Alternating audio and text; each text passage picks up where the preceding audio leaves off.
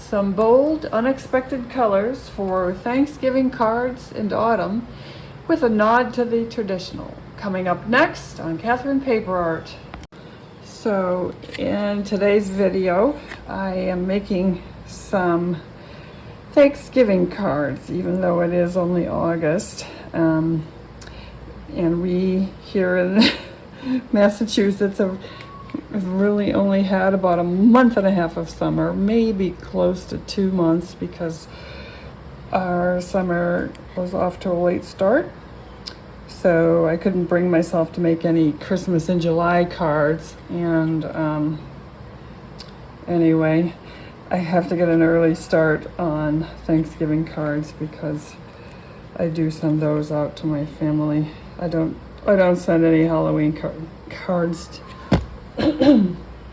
Excuse me, I don't send any Halloween cards out at all.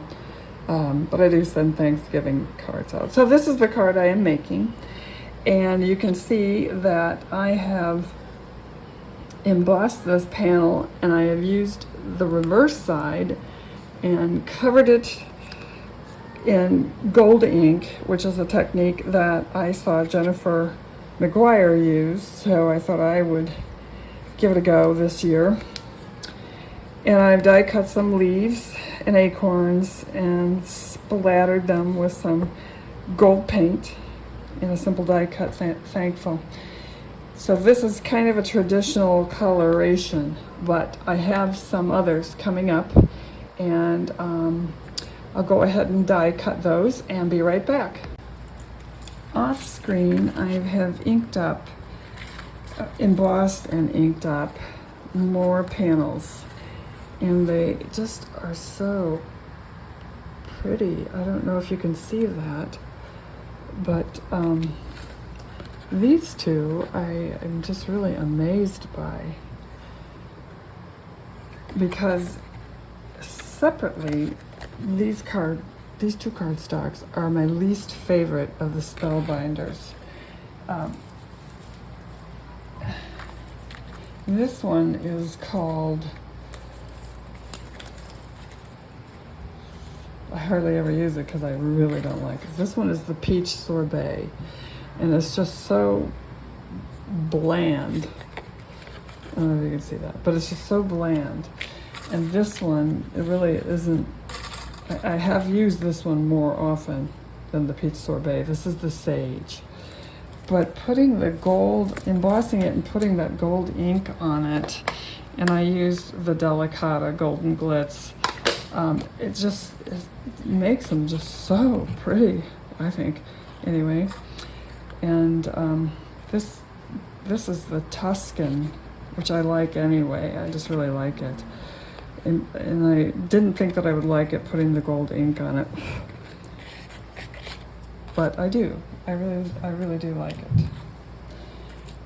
So, come up with some non-traditional, fall colors. And that's okay, because stepping out of my comfort zone, so to speak, and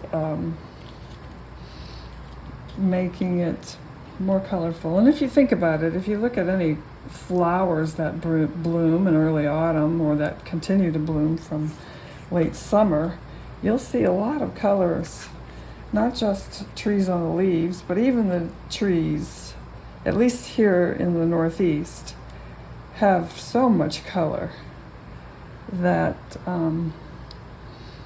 it's not just, the browns and the oranges, yellows, and the reds.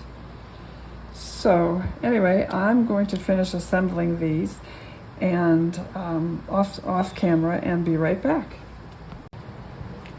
I've glued all of my panels onto my card bases,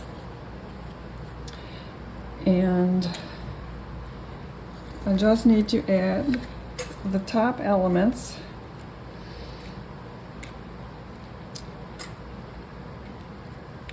And what I'll do before I glue these top elements on, I'm going to use some colored pencils to give the acorns some detail.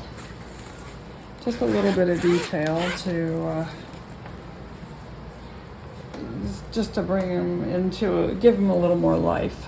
So I'll do that off camera and be right back. So I was all ready to glue these down, but then my problem was with the acorns. And my problem was with the acorns really all along, because stepping out of my comfort zone for the leaves was fine, but with the acorns it was a different issue. And my original thought was to do the acorns like, you know, to match the leaves, but it was kind of okay, but just wasn't enough.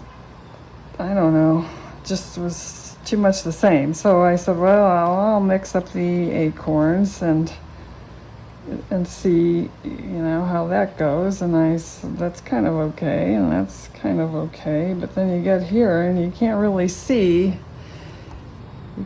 you don't really see the yellow tops. And so I decided I would just do another red top for now.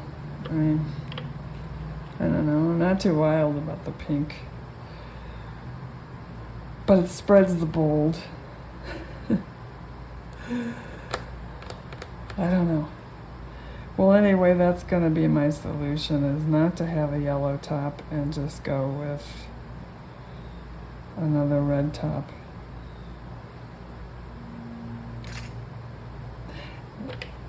That's what I'm going to do, so I'll be right back. Okay, I have finished these cards, and I think I came to a good resolution with the acorns. I added a little bling. I think it helped them. And anyway, that's it. So if you like this video, please leave a thumbs up. Oh, and one thing I wanted to say was the embossing folder that I used is the Spellbinders SCS 027. I don't recall the name of it, but it was on clearance and I got it for really cheap, like $4 or some crazy thing like that. So again, if you want to see how that looks, it's really pretty. Maybe this one will give you a little more detail, more contrast. So it's really pretty. So again, if you like the video, please give us a thumbs up.